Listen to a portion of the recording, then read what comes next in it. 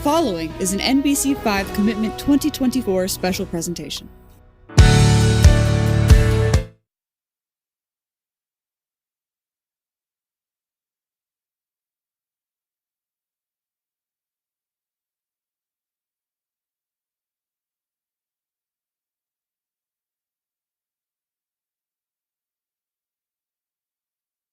The following is an NBC5 Commitment 2024 special presentation. Vermont's biggest city needs to pick a new leader. We need a mayor who understands how to rebuild trust. We need a mayor who will not only listen, but act with an urgency that comes from a deep love of this incredible city. I will be that mayor. I've been tested at times, and I have stood against strong political winds.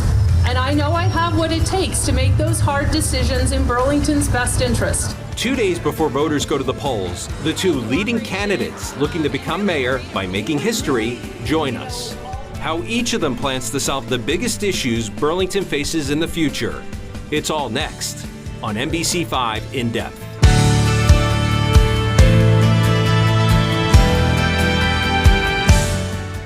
Thanks for joining us this morning for this special edition of NBC5 In Depth. I'm Brian Collar, and happy to have here in studio the two leading candidates to become the next mayor of Burlington, Democratic Party nominee Joan Shannon and Progressive Party nominee Emma Mulvaney Stanek. Joan Shannon moved from Pennsylvania to Burlington in the late 1980s, serving on the Burlington City Council since first being elected in 2003. She and her family live in the south end of the city, and since 2009, she's been a licensed realtor. Emma Mulvaney Stanek is originally from Barre, Vermont. She's lived in Burlington for nearly 20 years. She served a 3-year term on the City Council from 2009 to 2012, and in 2021 was elected to the Vermont House of Representatives. She and her family live in the Old North End, where she runs a social change strategy consulting firm. Thank you both for being here. Let's get started. The city has a public safety issue. Many people right now do not feel safe downtown, especially at certain hours of the day. On day one of your administration, what action are you ready to take to change that? Emma, 1 minute. Thank you for having me today. So on day one, I would create a special assistant position for the mayor's office to really start to dive into how we build a safe community for everyone. People deserve to both feel safe and be safe in Burlington. And I need a role of someone who can really do the analysis to make sure we have a comprehensive community safety system. One that very intentionally has police as a central role to help interrupt violence and respond to violence, but also one that has a diversity of responses, including social workers, mental health crisis professionals, and our street outreach team through the Howard Center. We really need a diverse set of responses to make sure that the right kind of help goes to the person when you're calling for help. And we're simply not there yet in Burlington. And we need to make sure that people, when they call for help, get response that they need. And truly at the end of the day, that everyone feels safer in Burlington. Joan, 1 minute. One of the first things we need to address is dispatch, because when people call for help right now, they're often left frustrated. And I think that there is room for improvement and some systematic ways that we can improve dispatch. We also need to address the budget immediately. And we need to, while cutting $3 million from our budget, if we are so fortunate as to get the tax increase we're asking for, we still need to cut the budget. And we need to do it while retaining our public safety resources. I'm proud to have the endorsement of all 4 of the municipal unions, who are all concerned about public safety and have entrusted in me the faith that I'll be able to address the public safety needs of our city. It kind of leads to my next question here. Do you support the 3-cent tax increase for police and fire on the ballot? And do you foresee, with this increase in staffing, another tax increase sometime during your first term in office? I'll give you 1 minute to answer that. The 3-cent increase in taxes doesn't really give us increased staffing. It sustains the staffing that we have. And we have a situation where we have a 22% increase in fire calls in the last 2 years, and also a substantial increase in violent crime in our city that needs to be addressed. So I do support the tax. I think it's essential. And even with that tax, we have a $9 million budget deficit estimated at this point. And we will still need to cut at least $3 million from our budget in order to balance the budget. So I would say the 3-cent tax increase, I know it's very hard for taxpayers, and I feel it too. But public safety is a priority in our city, and we do need that tax increase. Emma, do you support the 3%, I should say the 3-cent tax increase that's on the ballot this time around? And do you foresee an increase of another tax during your first term in order to staff the fire and the police and emergency responders? I do support the tax increase because we need to have options for more revenue as we face a significant deficit in our budget for next fiscal year. But what will change when I'm mayor is to really open up the budgeting process so that Burlingtonians can really work side by side with city government to set the priorities for how we're spending our money. I want people in a year, and especially in 3 years, to know exactly how we're prioritizing our money, where we are supporting big public projects, how we're phasing things in a way that's affordable, and most importantly, having a participatory aspect of our budgeting process so Burlingtonians really have a meaningful voice in our budgeting system. Budgets have two sides. They have a revenue side and they have an expense side. And I would dive into, in my first term, how we're spending our money, and then start to fiscally plan outside of these political cycles so that folks know 5 to 10 years from now how we're spending our money and where we need to do our investments.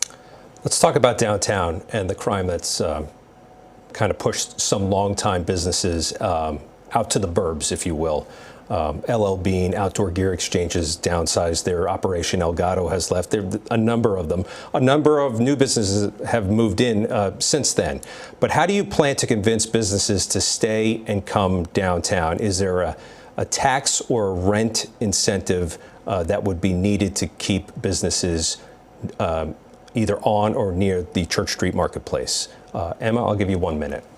Well, I serve in the state legislature right now and serve on the House Commerce Committee, which oversees economic development and business development for the whole state.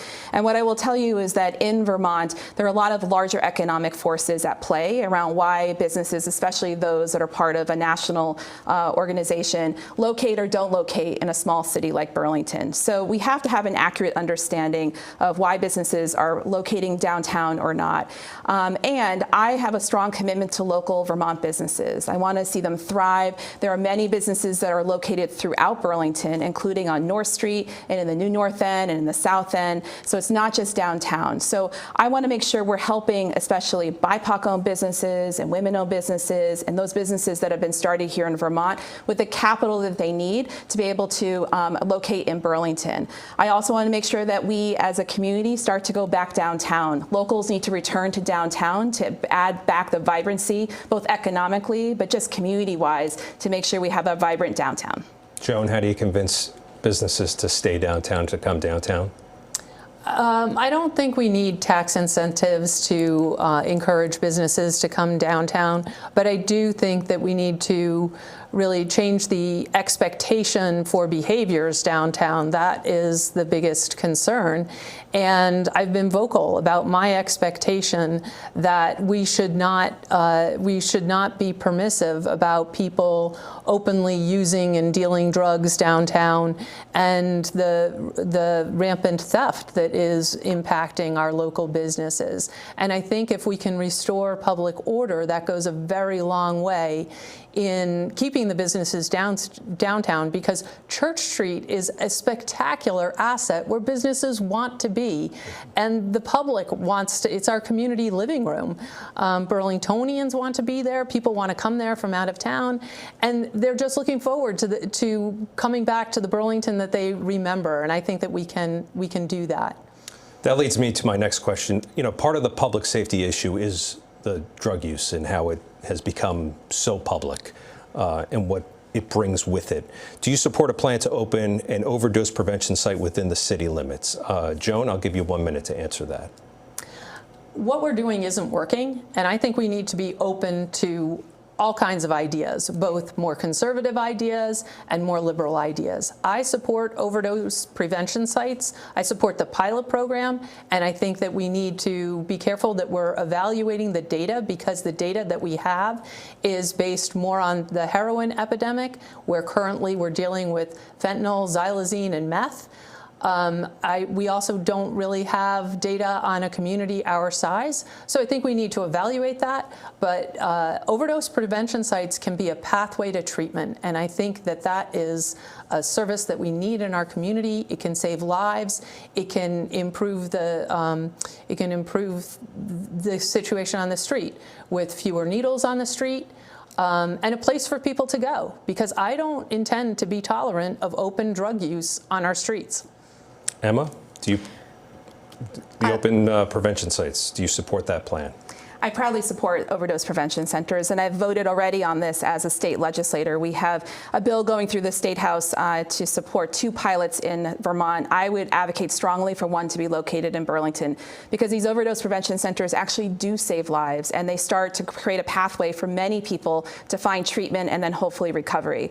There is a lot of data out there, because overdose prevention centers have been used for years throughout the world, including in Canada. So what those sites have shown us is that it helps create really critical relationships from the person trying to work with their addiction, to create those trusted relationships to get into treatment, and to also be able to test their drugs, again, reducing the loss of life from overdoses, which is at a historically high level in the state of Vermont.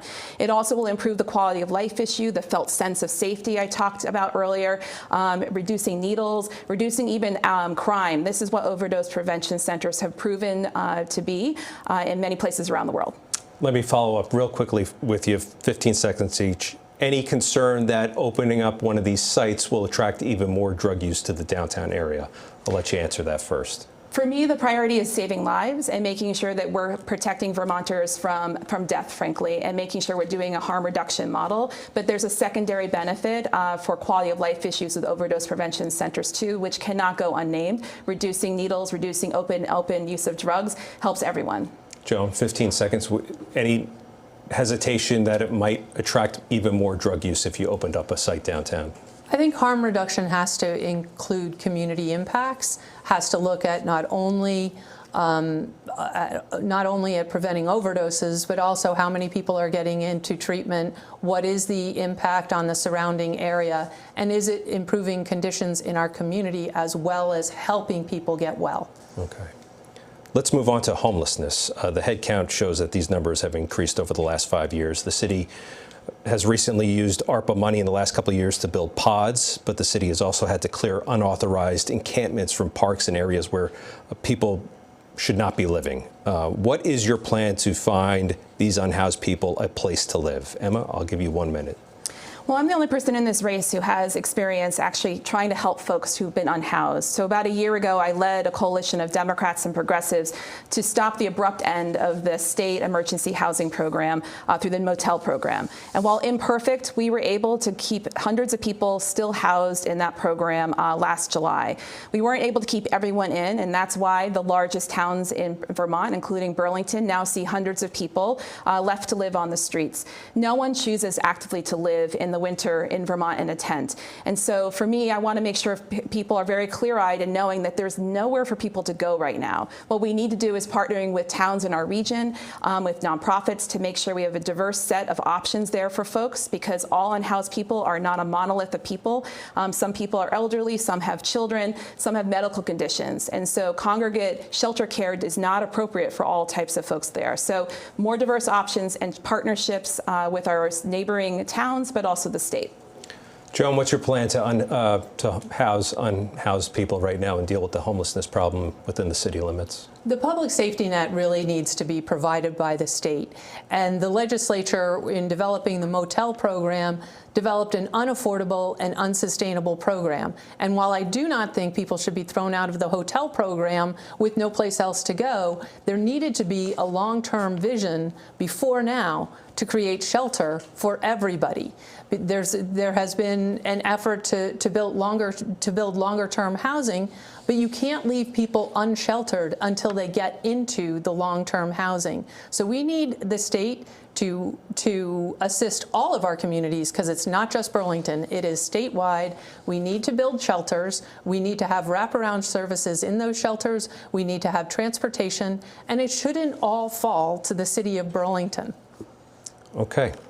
I've got one final question to ask you, and it's a quick 30-second one. Do you feel like the Elmwood Avenue Pods project has worked? Emma, I'll start with you. 30 seconds. I do think they work in terms of the initial mission, but the reality is that we've not been able to move people out of the pods in the temporary, using them in the temporary fashion that they were initially established to be. And there's additional challenges in that general area of Burlington that actually are separate from the pods, where folks are in the downtown area near the bus station, et cetera. So we have to untangle what is the pods and what is general issues that are being unmet in terms of people's basic needs in the general downtown. But I do think it's a successful program. The challenge is finding people permanent places to live. Joan, the pods, have they worked? They have worked, but we've invested a lot of millions of dollars in a location that we're going to have to give up in a year. They have not, as Emma said, they haven't been successful in moving people to permanent housing, but part of that is because it does take time, and so the people who have gone into the pods are not the next in line for housing, and so we need to have more housing for them to move into, but I do think the pods have been a good temporary solution. All right, we're going to take a quick break here. More with the candidates in a minute.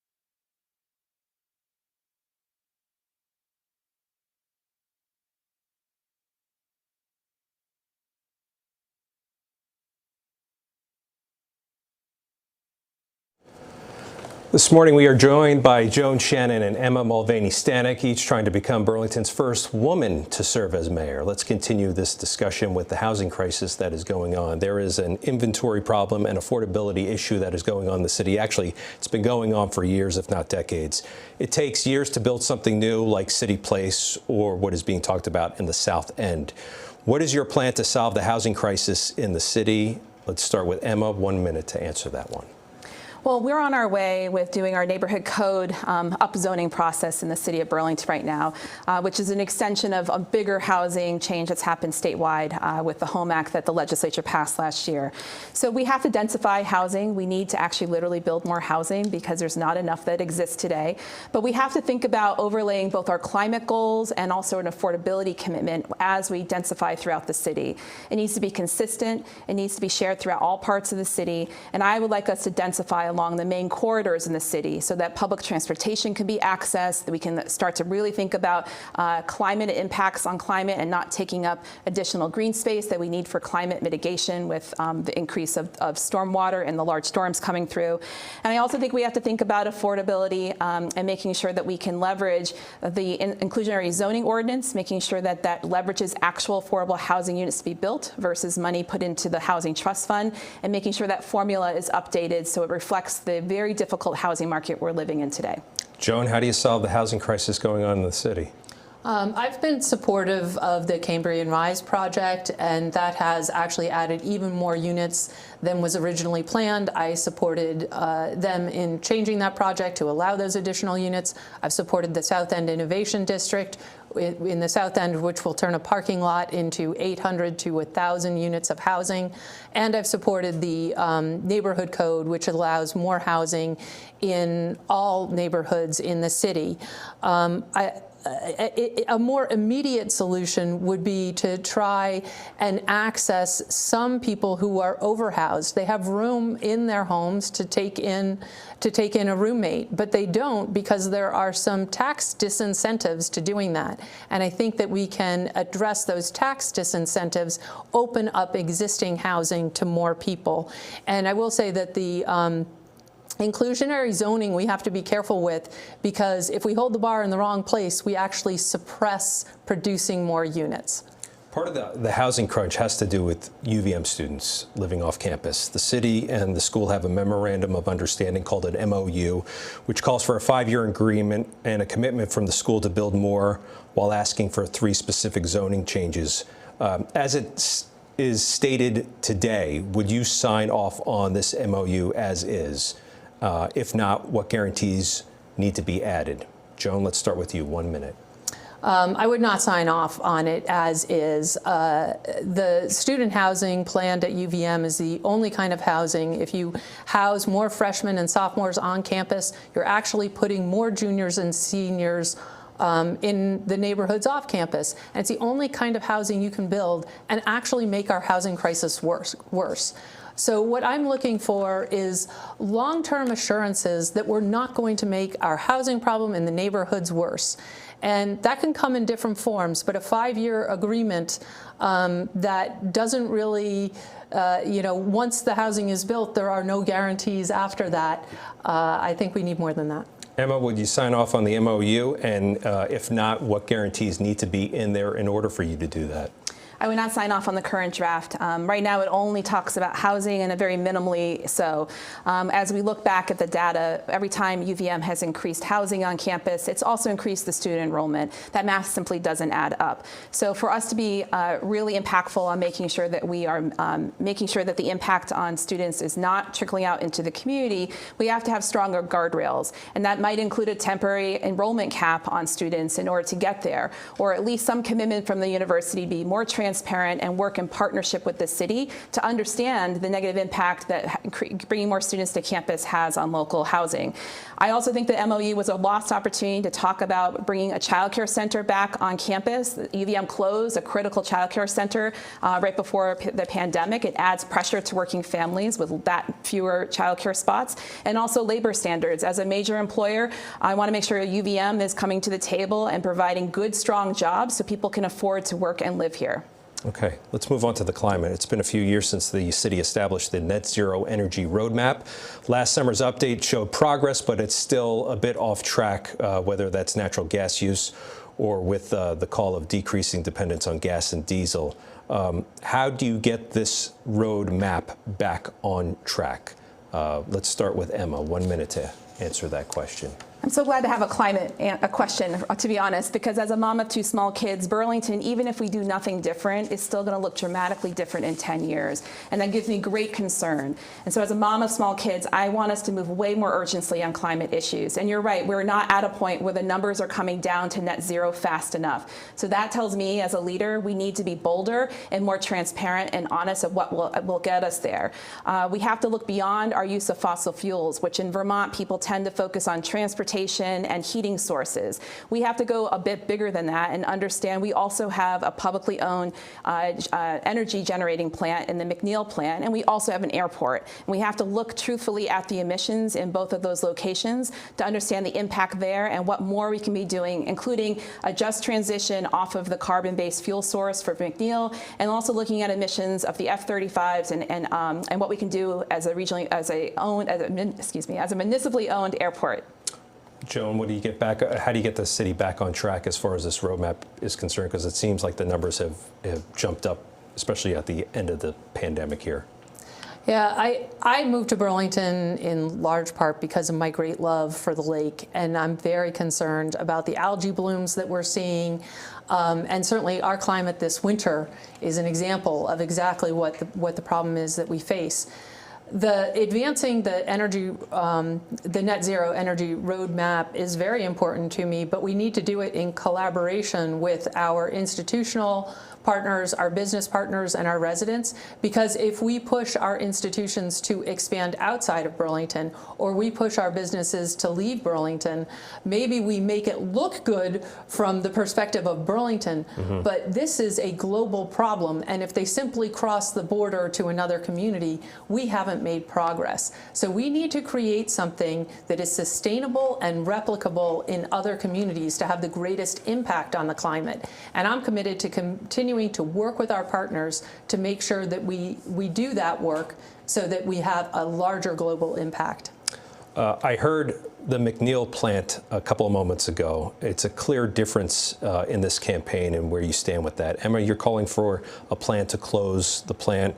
I'm going to ask you, what would you do to replace it? Joan, I want to know how you would find ways to make it more energy efficient.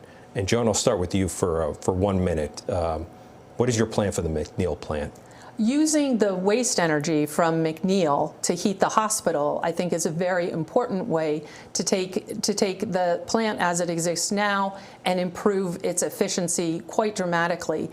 Another step that we need to take is drying the wood. That also makes the site that makes the McNeil plant more efficient. And there's also a solar project planned there that has some federal funding to do a pilot project. But I don't think that if we lost the McNeil plant at this point in time, we would be replacing it with fossil fuels. This is a local, reliable energy source. It is fueled by locally harvested, sustainably harvested wood. And I support keeping it open and doing everything we can to make it more efficient, including the district energy plan for the hospital in UVM.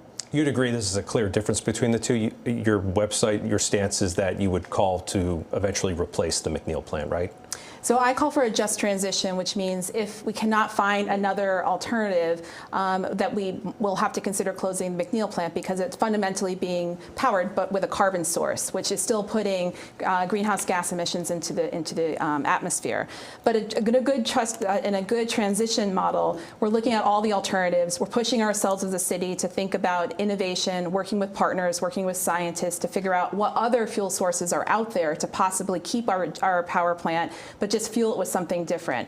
When we don't innovate enough, we start to lose ground with our big climate emergency that we have to take quite seriously.